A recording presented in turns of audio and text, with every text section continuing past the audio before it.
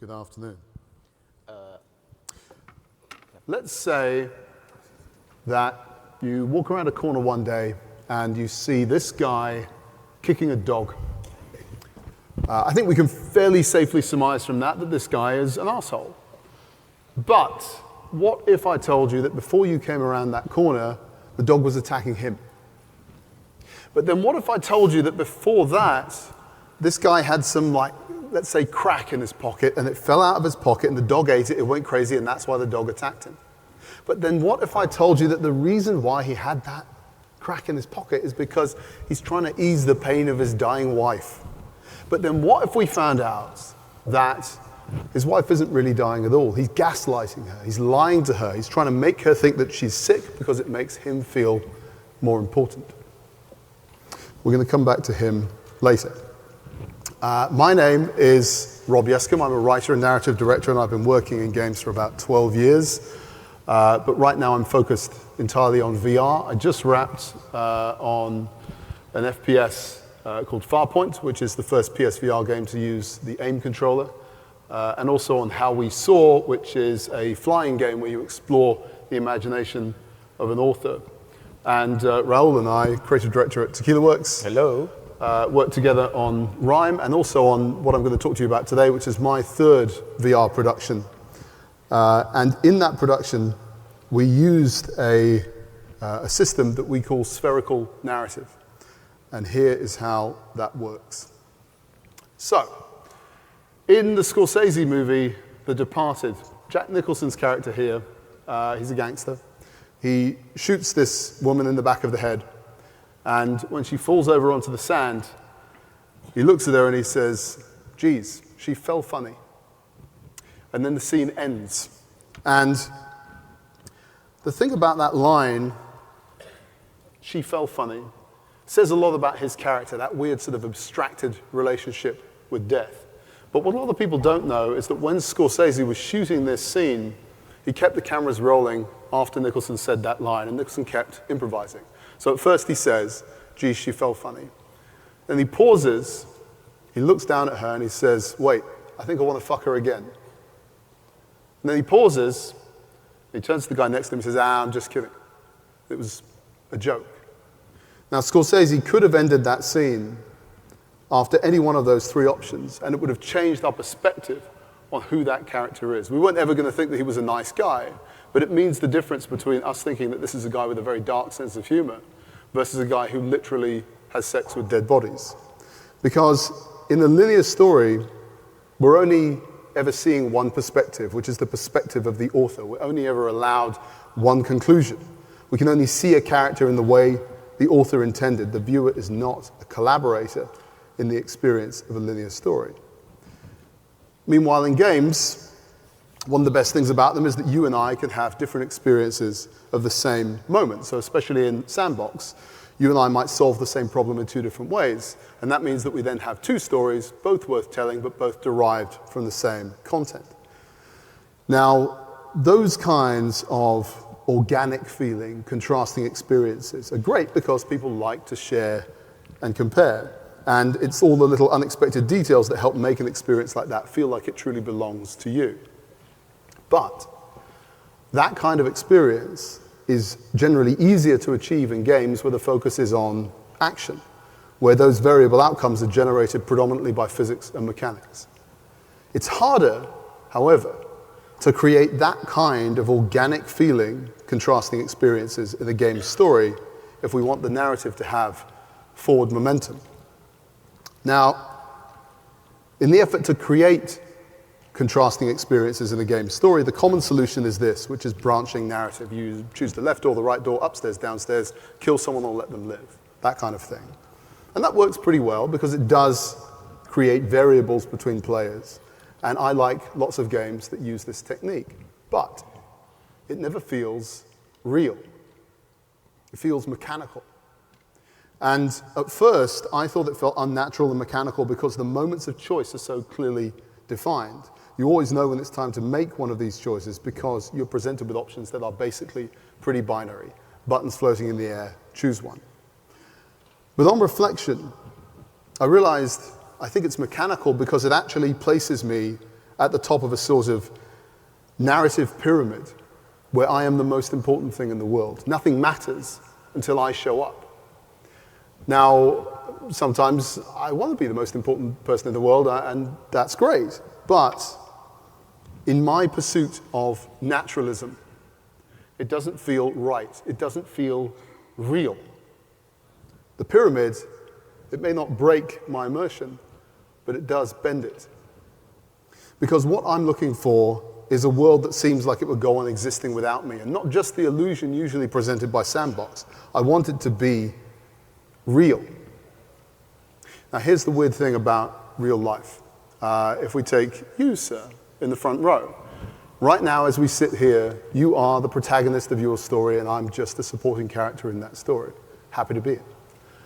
But in the exact same unit of time, I'm the protagonist of my story. And I'm sorry to say, you're just the supporting character in that.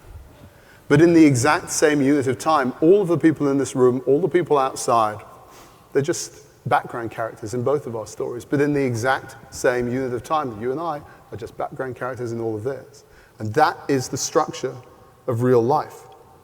Because real life is not the pyramid. It's a sphere where we all share equal importance at the exact same time. But here's where the experience of real life really differs even more from regular entertainment media, which is that our opinion of people and events changes depending on when we started looking. Two people can have completely different perspectives on the same person. Think back to this guy. I told you all of his secrets, the good and the bad. But in life, in the narrative sphere, we don't always see everything in each other's lives.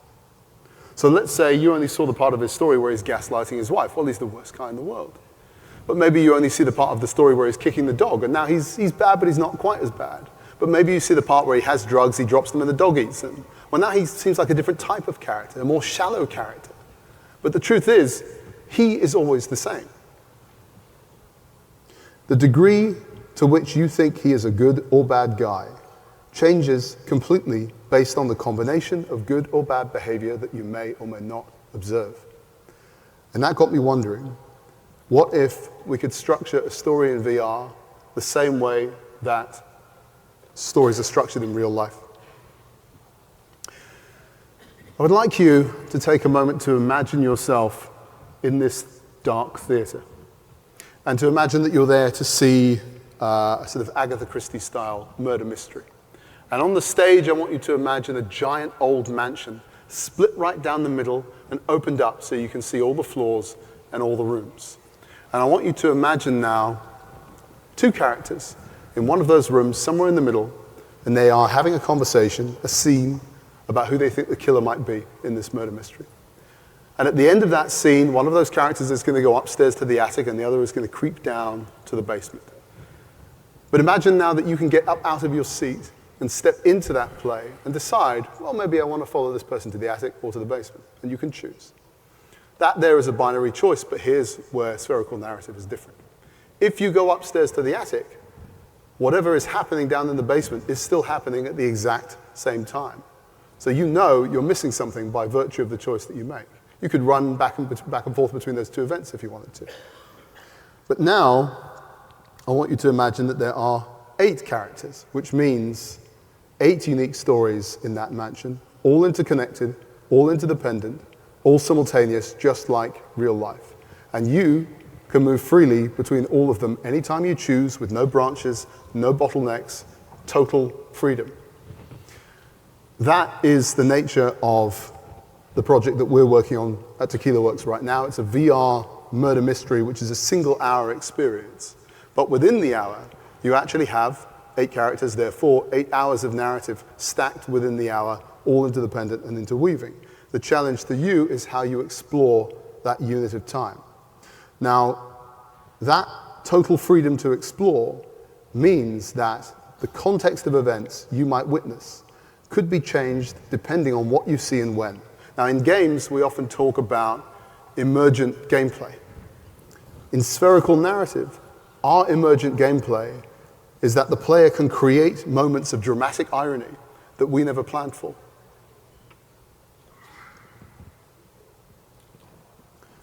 Now, this is our first attempt at this kind of narrative experiment. So right now, you're not a character in this world. You don't change the story, even though you can explore any way you want. However, your story experience changes completely depending on who you explore and who you follow and when. That means, for example, that you and I, my friends, could reach entirely different conclusions about who the murderer is in this story, just by virtue of how we viewed the exact same content. So, rather than a series of binary choices, instead you're presented with this single unit of time, a so-called narrative lake, that you can explore any way you want, free form and organic, forward or rewind time, skip around as much as you want, and it will still form a meaningful story to you. It is the feeling of a true narrative sandbox. But here's where it gets really interesting. Let's say when you enter this mansion, you see, well, there's a dead body, there's a detective, I'll follow that, and therefore you'll think you're in a detective story. But let's say you start to change your mind at any given moment, start to peel off and follow somebody else. Well, you might start to think, well, this feels like a love story. Or this feels like a science fiction story, maybe even a horror story, maybe even a comedy. Because not only will your understanding of the core mystery plot change depending on how you explore, your perception of the actual genre of the story that you're in will change completely organically based purely on who and what you're looking at any given time. Now, I realize this all sounds very complex on paper, but this is the structure of real life. So it's been very challenging for us to write it and build it and make all the pieces fit together. But ultimately, it feels incredibly natural to be inside it, even as an observer. Because the spherical narrative structure makes a story in virtual reality feel like it is virtually reality. Now, I imagine that some of the design-minded folks in the audience might be questioning an aspect of the logic here, because if you can go anywhere in this story environment, in this narrative, completely free form, what happens if you find the killer immediately? Or what happens if you want to skip to the end of the story before you start the story? Well, first of all, the actual murder mystery narrative is only one thread within that unit of time. So you actually have 8 equally important stories happening simultaneously. So if you do solve the murder very fast and find out who the killer is, there are still 7 other mysteries in that house. But also, murder mysteries themselves actually come in 2 forms: the whodunit and the howdunit. So whodunit would be something like Agatha Christie, where the murderer is unknown and that's the puzzle of the experience. A howdunit would be something like Columbo or Dexter, where we not only know who the killer is, often they are the star of the show, and we just want to know how they did it and how they're going to get away with it. Now, both of these formats can be equally compelling. So in the case of our project, it was written in such a way that it can be both a whodunit or a howdunit, again, depending on how you explore that unit of time.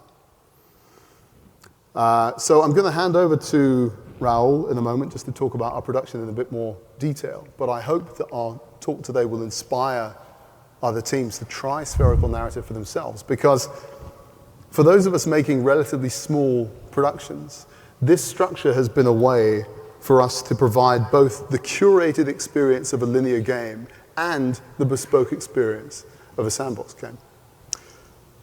Mr. Rubio. Well, hi again. Rob has explained the theory, and now we are going to put the spherical narrative into practice. We are trying to create an immersive real-time, open, immersive experience with multiple simultaneous storylines.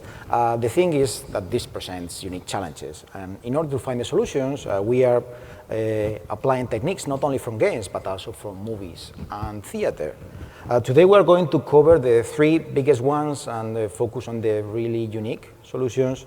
If you are curious, well, feel free to ask any question at the end of the talk, or you can meet us at the wrap-up room. But for now, well, first challenge and biggest by far is that technically the spherical narrative is impossible because the whole concept is trapped by a paradox. And the paradox is, well, all these elements, script, layout, animatic, they all need to exist. The script is telling us how long every scene is going to be to the second. and how all the simultaneous stories fit together. The layout is telling us the space it all fits in, and the animatic is telling us how these pieces fit together. But the problem is that each one needs the others to exist, hence the paradox. In games, usually we rely on gameplay mechanics. That way we define the scope and the experience, and a story is more about defining the time and the space. It's telling us how long will be the experience, it's going to tell us how big the world is going to be. But in spherical narrative, suddenly story is the measure for the other features and modules. Suddenly, the story is the most important thing in the whole project. So I'm going to tell you how to break this paradox in 7 simple steps. First one, well, was the experience. Our focus with spherical narrative in this first experiment was immersion and curiosity. In a sense, we wanted you to feel like James Stewart in the rear window. You are a silent witness, but you can see everything. So there's no director, no editor. Well, there's no predefined perspective, no dramatic way to fake the truth. That's your role. That's the player's role. So we created a scene-by-scene outline of each character's story, where they are all stacked together in very approximate synchronity. A story with multiple points of view, as you may guess, is very hard to track, because, as Rob explained, the world is not there for you. Depending on where you are, when you are, what you see, what you listen to, your perspective will be different. And truth is a matter of perspective. We created a graph so we could track chronologically all the course of events.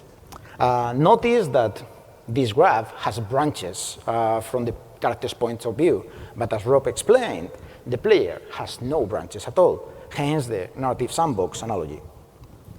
This helps us to balance the timing of drama, as key events must happen simultaneously in different locations. This way, we are creating exclusive information for the player, designed to change your perception, to complement or even contradict other events. Obviously, with a rough idea of the spatial requirements of the narrative, we could start planning an environment to fulfill those needs. Because, well, the story requires a lot of characters sneaking around, deceiving each other. We knew that we were going to need a very flexible environment layout with multiple routes whenever possible, but at the same time needed to feel believable and accurate. So we had to trust that Rob could predict his own writing accurately enough to build the animatic. But of course, being game developers, we prototyped our way into it. And the result was a choose-your-own adventure, very, very basic text adventure game that involved several iterations until we had the narrative close enough to draw a floor map. Obviously, this first iteration had many flaws, but using level design conventions, we made a 2D layout that incorporated all the story's key locations. We also incorporated additional rooms and paths with, well, that could add more flexibility, and we tested this layout against the outline. So we chose where each scene would take place, each character's path, and, very important, the speed between those locations. Remember, in the theater example of Rob, if the character goes to the attic or the kitchen, and they are next to each other, well, that's a matter of 2 seconds. But if the attic, well, is up and the basement is 2 floors below, that's a long distance to cover. And whenever there's distance, there's time, which is going to affect the time of the previous scene, the time of the following scene, and, well, more importantly, it's going to affect how all the simultaneous storylines are going to be synchronized. So we contrasted narrative against design, art, and code. We had to create a layout that reduced unnecessary movement, but didn't damage the story. It had to be believable and interesting to explore, and it was not different to, well, the traveling salesman problem or the ant colony optimization, because we had to optimize the route for a troop of actors between the respective sets so they could fully accomplish their respective scripts. Those scripts either share scenes with other actors, or more importantly, there were monologues that excluded any other actor from that set at that time. Not only that, being virtual reality, we had to prevent any user discomfort. So there were architectural details that we had to avoid, like ladders, stairs, U-turns. In the end, we relied in good old stairs. We had to remove the elevators because, as Rob mentioned, this is supposed to, well, you are not supposed to be a character in the story. So we either broke the immersion or well, it was going to be really dull to expect one actor to call the elevator for you. 3 iterations later, we had the 2D layout that worked for everyone. This is a process that is completely invisible to the player, but the feeling was very different after applying smart level design decisions to the narrative. It was a calculated risk, and perhaps if this was not an independent production, we might not have had the chance to take that risk. After all the iterations, we had the white box that it was some kind of 4-clue game, and even at this primitive stage, we could see the potential problems ahead for gameplay and level design. So we used the white box to plan out the exact location of every character for every second of every story. We are talking about roughly 8 hours of narrative, all done with no script. We iterated adjusting the geometry and the characterization so they could fulfill their script duties, but at the same time, they were not going through walls, corners, or moving too fast for a human, and that's easier said than done. But after a few attempts, we had the proper animatic. With that animatic complete, Rob could finally move on the writing of the full screens. So we used this animatic to make sure that these scenes matched each predicted scene length perfectly. There was one script per character's point of view, and making narrative an unbreakable story, the core, helped us to define and prioritize these and other technical questions. A huge amount of that work was mathematical, but the truth is that, well, there was simply no way to break this paradox without taking a leap of faith. Second challenge is, as you know, 1 single second can break everything. Because, well, immersion is everything in VR. Immersion is the glue. An astonishing art, a wonderful, really compelling story mean nothing without solid foundations. So immersion is needed. So nothing key is missing, and more importantly, immersion must be invisible to the player. That means that every scene depends on every other scene being the correct length of time. If even one scene is incorrect by a single second, the whole system is going to break apart. If this was, for example, immersive theater, yeah, well, one actor arriving late to the scene, the others could improvise to fill the death higher. But we cannot do that. We are using pre-baked animation here. So everything has to fit perfectly, and as crazy as we are, this is very risky. So we had to find ways to protect ourselves from human error. How not to waste a single second? Well, since our design relies on encouraging the player's curiosity, solely on the performance of actors, we decided to invest in the actors. So we did something that is rather unusual in games, but is the bread and butter of theater, rehearsals. So even if they are extremely rare in games, for us they were crucial because a great acting was one of the core pillars of our experience. More importantly, those performances had to be delivered within incredibly strict timeframes. So we spent 1 month rehearsing against a stopwatch, drilling scenes with the actors, and tweaking the script until they fit within a margin of 4 seconds.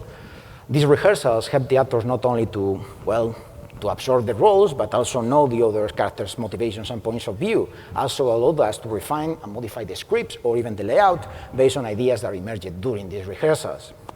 There's a risk when rehearsing this intensely that the humanity is driving out of the performance. So we spent a lot of time doing the character exercises where the cast, to help maintain that balance between efficiency and emotion. In a spherical narrative, the longer the story, the larger the margin of error becomes. Even, well, when we jump into the mock-up sessions, we split the story in 4 chapters. Those chapters can be played back to back, but the separation between them gave us the opportunity to safely resynchronize everything if we discover any unexpected discrepancy. These chapters also provide a natural intermission, just like in real theater, where the audience can take a break for a while. We decided to stick to face and motion capture because it offered balance between control and flexibility. This left the door open to motion editing, and oh boy, we did it. So when we sleep by a few seconds, we could always adjust subtly the performance to bridge that gap.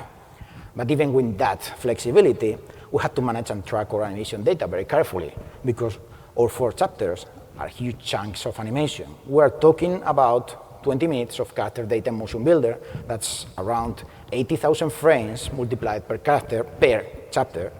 And part of the challenge here was figuring out how to synchronize multiple facial and body data in coexisting scenes. What we eventually realized is that we needed a world time code for the very first frame as 0 instead of a shoot time code, which is the usual way to do it.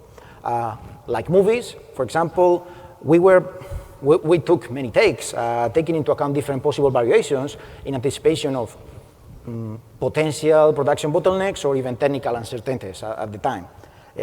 Remember, if someone left the glass, it had to be there when we reassembled the mock-up set a few weeks later, because there was no such a thing as of a screen in spherical narrative. Everything needs to be there all the time. We cannot fix it later. And in normal animation, well, you can make the characters perform to the camera. Even in theater, you project the performance from the stage to the audience. You pose them, and you can control the character silhouettes. We have no control over where or how people see the animations. We had to direct a play that literally could be viewed from any angle. So the characters here are not just subjects of individual shots. They must be true and complete characters all the time. Unlike a flat screen experience, actors couldn't know where the camera would be because, for starters, there's no camera, right? So this required the actors to rely more on improvisation and avoid getting close to walls or anything that could block the way into rooms unless the script says so. Every room became a stage where the actors would fill these empty spaces to perform so the players could move freely and observe at will. And this was possible because, well, our art department created very strict and reliable metrics and modules. So when we assembled everything in the mock-up set, everything fit perfectly. Obviously, there were virtual rooms that were far bigger than our motion capture volume. And if you wanted to have two characters at opposite sides of the room, well, they wouldn't fit. Instead of shooting them separately, because that would compromise the performance and the time syncing, we did this. Folding the VR space meant that our actors had to perform to the correct virtual spot, but the wrong physical spot, in order for the pieces to fit together when we unfolded the spacing engine. In larger group scenes, that meant that we had to keep tracking different virtual lines and making sure that any movement in folded space kept in time with the rest of the scene. The third and last challenge is, well, that it's easy to get lost in the web. In most game narratives, the world is waiting for you, but in spherical narrative, it's up to you to keep with the world, just like real life, as Rob explained. But in doing that, there is a risk that the audience could lose the thread of the story they want to follow. And it's our job to help them find it. Not only that, we have an audience duality. Because this is not a game and it's not a movie, it's a simulated immersive narrative. That means that we have to appeal an active audience of explorers or gamers and a passive audience of observers or viewers. This story needs to work with people who are very comfortable with touch controllers, teleportation, control over space and time, but also couldn't stop my grandma to enjoy this experience like an episode of Angela Lansbury's A Murder's Road. That means easy to navigate, easy to rate, no motion sickness inducing environments, also means compelling and entertainment experiences. And unlike linear experiences, a spherical one is a full world in motion beyond your connected limitations. As Rob explained, in this room, in this building alone, in this world, in this galaxy, there are stories we will never know in our life, right? So that meant that, for example, visual language had to be very clear. If you are interested in this, we are performing another talk on Thursday about building the spherical stage, but for now, I will cover only the most basic concepts. That means that we had to remove any unnecessary visual noise to the experience, and that means that any clue, any interactive object needs to be really easy to read, really easy to see. All is based in light and color. We use very simplified stylized textures and characters that enhance shapes, facial animation and body language, and this is our way to guide the player and feed their curiosity. Having a clear and distinctive character silhouettes made it easier to find the person you are looking for.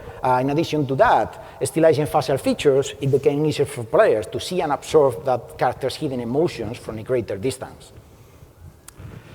Audio, anyone working on VR knows that audio is critical in VR. We know that it's a powerful tool for directing the player's attention. So in this experience, we wanted the players to perceive events out of their field of view. And we wanted to encourage that curiosity by placing events that literally happen beyond your line of sight.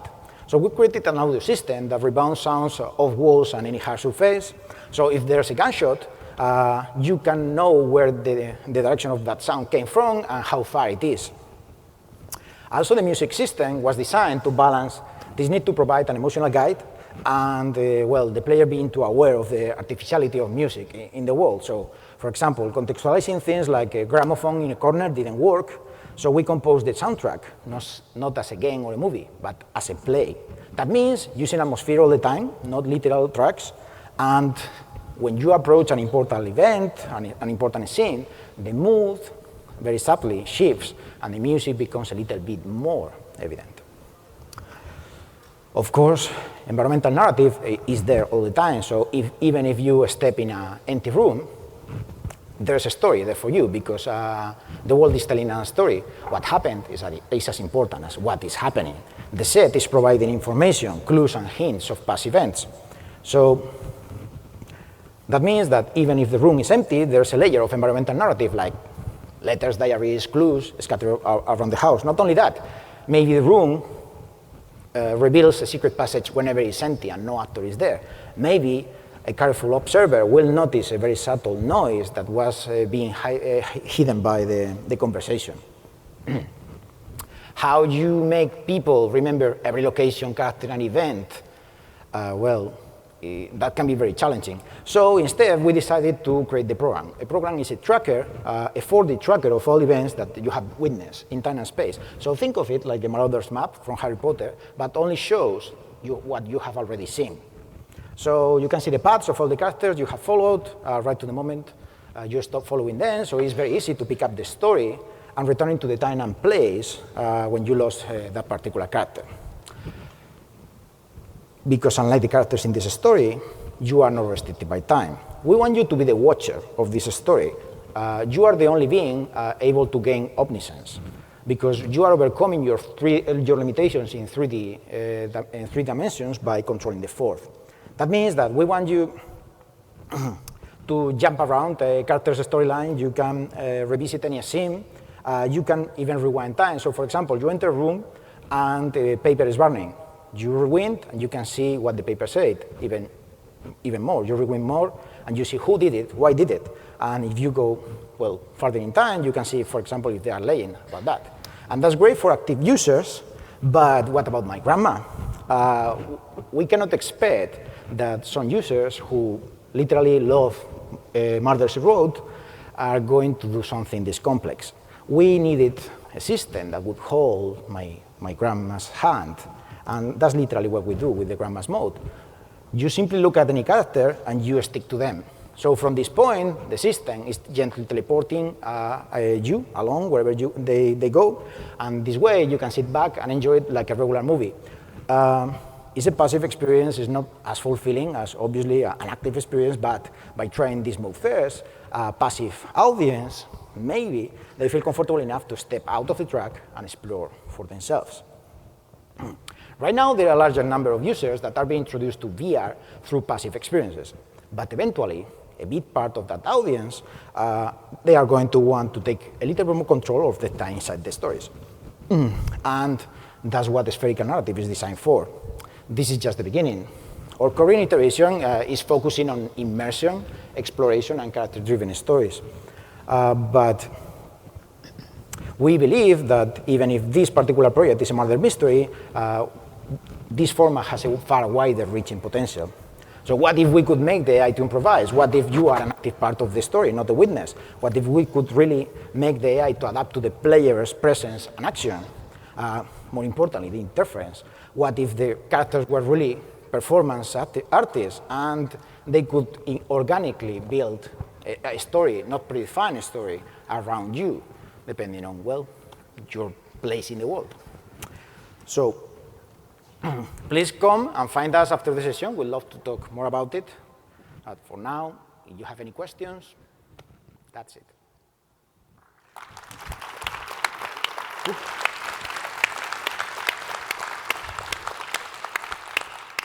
Thank you.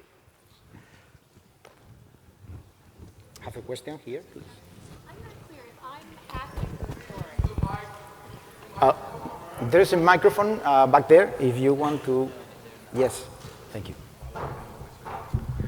Probably you will be faster. Okay, just one point of clarification. If I'm halfway through a story and I decide I want to stop and follow another story, do I come into that story halfway in it or at the beginning of the second story? Good question.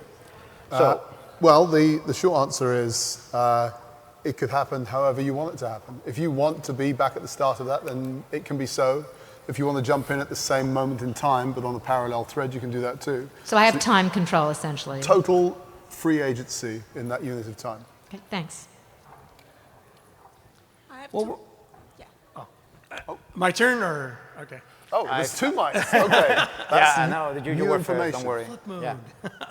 Hey, so what was some of the toughest hurdles you guys ran into using and creating VR as opposed to a particular regular game that someone would experience? Or some of the biggest hurdles you guys ran into? Well, I think the hurdles that we run into are fairly universal on a technical level. But the challenge here was about, as Raul was saying, in a system and a format like this, let's say this was a play, and you and I, after we finish this conversation, we're due in a scene just out there. If the actor's waiting out there for us to join the scene, and we're running a little bit late, they can fill. But here, this is all pre-baked animation, so every single piece has to fit to the microsecond.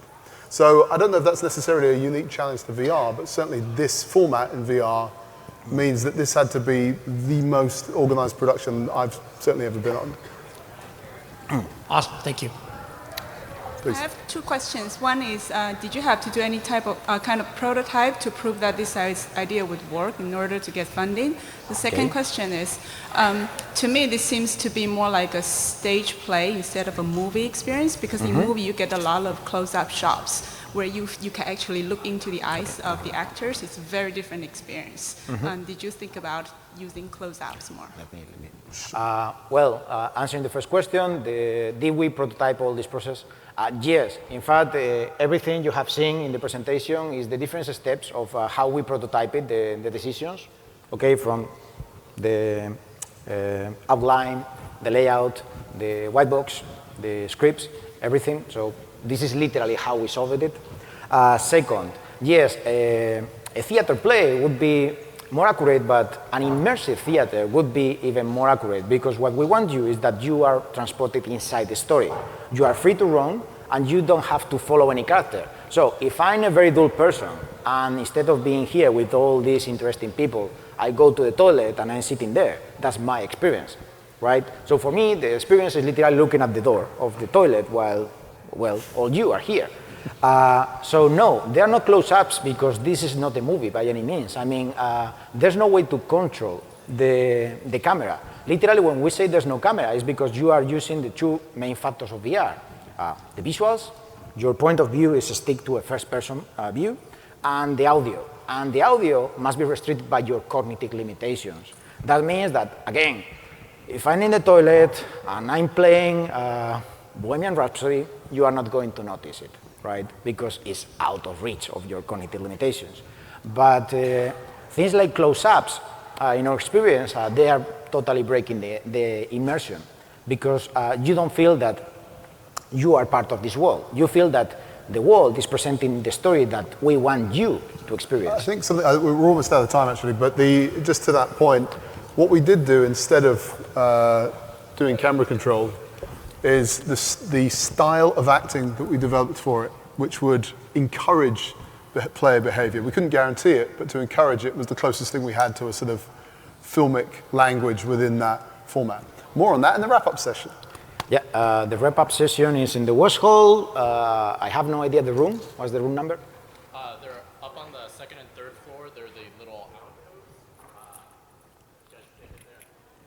Okay. Okay. Thanks, guys. Thank Sorry you for so running much. late. Thanks Thanks you. for your patience.